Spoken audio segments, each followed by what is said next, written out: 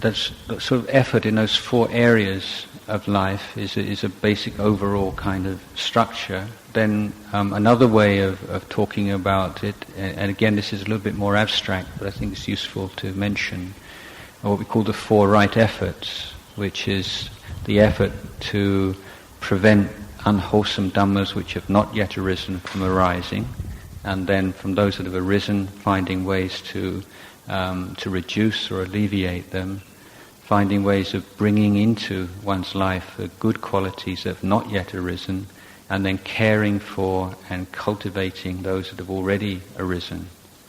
You can look at your life and look at the okay, now you may feel, I'm quite relaxed, I'm quite peaceful, I don't get angry very often, I'm not anxious or depressed, but then you say you don't have any right to spend the rest of your life free of those kinds of things, that you can't just take it for granted, that you're never going to have to deal with really heavy kind of grief, anxiety, fear, paranoia, depression. So the question is, what kind of defenses have you got? What kind of vaccine have you got that you can say, I'm confident that, if something unfortunate was to happen, I've got the resources to be able to deal with it. It's not a matter of waiting till something bad happens and then it's like looking for a first aid kit or some kind of spiritual teaching that you can just sort of apply like a plaster or a quick fix to deal with it. So it's a matter of really using your intelligence and looking at particular areas where you do sense some weakness or some difficulty, and finding what teachings are going to be particularly applicable there. Now, say so much of it of Buddhist teaching is, as you know, focused on the mind, but at the same time we can't separate that from the body. And with and speech. Now, if you ever tried to meditate and your mind's complete mess, and you're just so upset about something, and you try to, what exactly is the cause of that upset? How often it is it's something that someone has said or done, or that you've said and done that you feel bad about. So taking care on that side, on your making your actions and your speech impeccable. And what I mean by impeccable is that at the end of every day you can review your behavior during that day, and you ask yourself, the 2 things you ask yourself. Firstly, is there anything I've said or done the day that I could criticize myself for, which I feel unhappy about? Not to make yourself feel down or low, but really just to be looking very carefully at that. Or if you say, no, I think nothing. But you have to ask yourself, the second question was, is there anything I've said and done today that if my spiritual teacher was aware of, that he might criticize or she might criticize me for? Because that's like the second, it's a more, it's not quite so easy to answer that one. Now, in many religious systems and philosophy, you have this idea of commandments, or that there is a God or a deity up there who's laid down certain rules that you've got to keep. And if you keep them, you'll be rewarded, and if you don't, you'll be punished. So it's kind of reward-punishment system, using fear and desire as the motivators. So that's the way that most moral systems work, using those kind of basic emotions. Whereas, because Buddhism is not a belief system, it's an education system. Idea of morality is not of commandments, reward, punishment. It's that you are educating your conduct. Okay, so when we take the precepts, Panatipata Veramani Sikkhapadang Samadhiyami. So Sikkhapadang, Sikkhabot means bot suksa. So it's and Sikkha Samadhiyami means I'm making this determination or this commitment to use the intention to refrain from hurting other beings as a tool to educate my conduct. This is what the precepts mean. It's very different from believing and following a commandment. You say, I'm interested in educating the way I behave by using the certain kinds of intention as tools or as hooks for mindfulness, so something to develop my intention. So the purification of intention. So before you act, before you speak, you have to have an intention in your mind. So the way to develop this impeccability is awareness of intention. Now intentions are rising and passing away in your mind so quickly that it's so difficult to keep abreast of intentions. But if you have certain key intentions which you take on as precepts, then they're really right there in the front of your mind. They're always just in the front drawer of your mind, and they're popping up in your mind very easily. Then you have like a grid or to keep aware of the where your mind is moving. So it's like, if you're following a moving object on a screen, if it's divided into a grid like on a radar screen, it's that much easier to follow it. It's going from A1 to B3 or something like that. So you have certain kinds of intentions which are you've taken on as precepts. Now the 5 precepts are not the sort of the end of sila, but if your conduct is kept within the 5 precepts, what that means is you can be sure that you're not off track. That's a good measure. And if you are breaking any of the precepts, even though you have Dhamma teachings to support it, and this Zen master said this, and this Tibetan teacher said that, and this, if you're breaking any of the 5 precepts, you can tell you're lying to yourself. Basically, you're deceiving yourself. So the Buddha was Vijjacharana Sampanno, Putung Pram de Vichale Charana, which means that Vichar, which is like the knowledge inside, and Charana, the conduct, are harmonious, are one and the same. So that if there is pure vichar and understanding, right view, there's inner development, it will inevitably manifest in your conduct to others. And if you say, well, yeah, I've really got this together, I understand Buddhism, but yeah, I still do this and I still do that's you haven't understood yet, because that in itself is it's not right. So this, sometimes talking about sila, 5 precepts are presented in, it's just if everyone keeps the 5 precepts, everything would be all right. Well, that's never going to happen. It's never happened in the past. It won't happen in the future, where you get everyone keeping 5 precepts.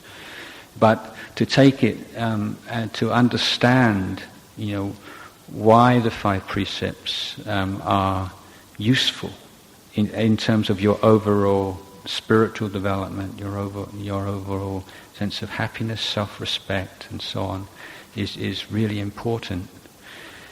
And in any kind of community, from starting off with family, going to workplace, to village, town, city, that the most important thing is trust. So this is a question: how do you create trust in a family between a husband and a wife? How do you create trust between parents and children? How do you create trust in the workplace? What single thing you say will create trust? A practical thing that you could say, yes, there's something we can do, and it's precepts. Because it's not beyond people's capacity, even quite spiritually undeveloped people, to, when they understand the value of it, to keep these precepts. So if you're married, for instance, it's not suddenly you've got a husband or a wife, girlfriend, boyfriend, that you stop finding every other member of the opposite sex attractive anymore. You still got this kind of desires, you still got the same kind of likes and dislikes. And you can't say, I'm evil, I'm wrong, I've I've got a girlfriend, I'm married, and I still find other people attractive. That's wrong thought, because you're taking responsibility for things you can't take responsibility for. This is just natural from old karma and from old. But the step where you can take responsibility for is you say, even though I do feel attracted to that person or that person, I'm not going to act upon it. I'm not going to speak. I'm not going to flirt. I'm not going to do anything as an expression of that kind of thought. So it stops there. Yeah, you can't. So then, when it stops at the mind and there's no physical or verbal expression, you're able to see the thought, or the sense of liking, disliking, whatever it is, just as a mental state which arises and passes away according to causes and conditions. And you begin to say, yeah, it's not who I am. Sometimes you may be really really stressed out with something, or really you've had an argument or something, and then your mind goes in one direction. Then another day you're in a different mental state, and your mind goes in another way. And it's not that every time you see the same thing that you have the same response. Like, okay, every time I see the color white, I see the color white almost the same as long as it's daylight, it's not dark. There's sufficient light to see it. I see white, but my response to that, the mental states that arise, are going to change. Similarly, in your relations with other people, you still see them and they still hear their voice or whatever, but the kind of thoughts and feelings that arise are varying all the time, arising and passing away. Now, when you have a clear-cut limits and boundaries for your behavior, then you're able to get a perspective on what's happening within. You have a sort of a clear path. You have standards for yourself, and being able to keep to those standards over a period of time gradually increases your self-confidence and self-respect. After a while, even if I was in such and such a situation and there was such and such a temptation, I know I can that I wouldn't follow that. And that's really a very important kind of foundation in your mind for spiritual practice. You trust yourself, you have that kind of self-confidence. And that only comes through, as they say, setting boundaries for your conduct and being able to keep within them over a period of time.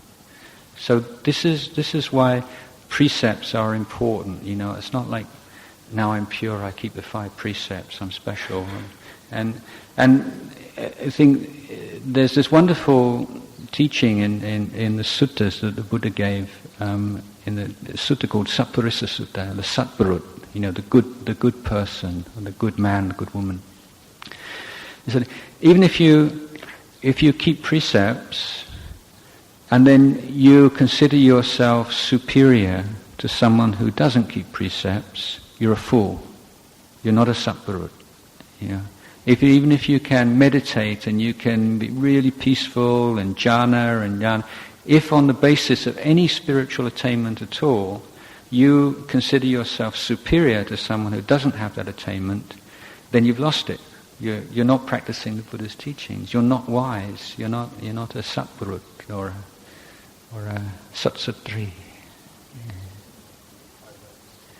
Because that's the defilement, that's the important, that's mana, that's conceit, you see.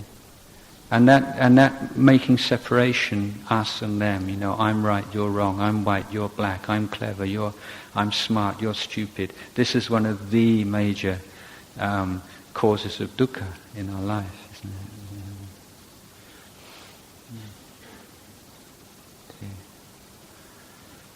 So developing mindfulness, obviously, ability to be present to your experience, and if you look at your mind, I would suggest that 70-80%, probably 90% of what you think about every day is junk, that you don't really need to think about it at all, and that if you were to cut some of that junk out, you'd have a lot more time to be peaceful and you'd also have a lot more time to think about worthwhile things and things that would be really lead to increased wisdom and happiness in your life.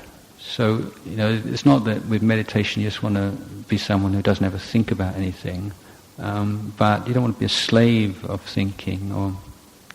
If you are smart, intelligent, or you use your mind, you have to use your brain a lot in your work, or you've been successful academically, then tendency is to identify with thought a lot, and to consider that's who you are, that's your personality, that's what makes you special or different from other people, and that's who you really are.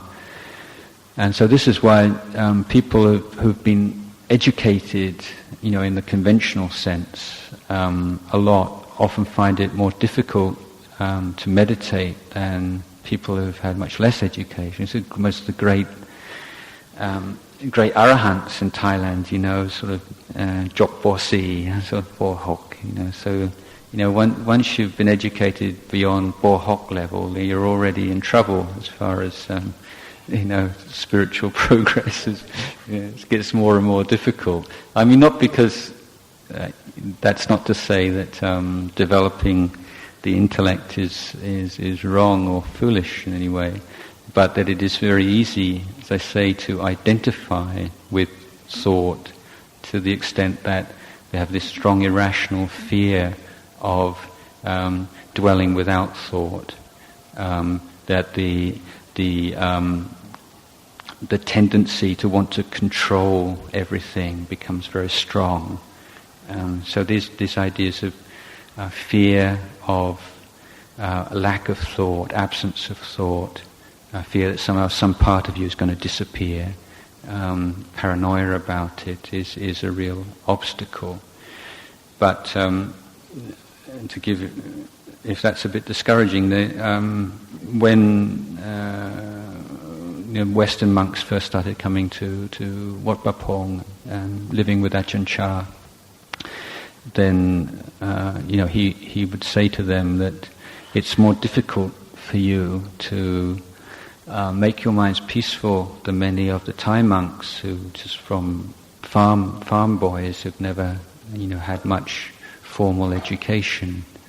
But if and when you do make your mind peaceful, you'll have a lot nicer place to live in. It's like many of the Thai monks, when they become peaceful, it's like they have a very little house. It's very easy to clean and keep clean, but then you just got a little house. You say, well, you've got like a big house. It takes a lot to keep clean, but once it is clean, it's a really nice house to live in. In other words, if developed is the power of thought and investigation through in the course of your education. Once you do make your mind peaceful and then apply that intelligence to Dhamma, for instance, then the wisdom faculty will be much in excess of someone who's become peaceful very quickly and has never had to develop much investigation of Dhamma.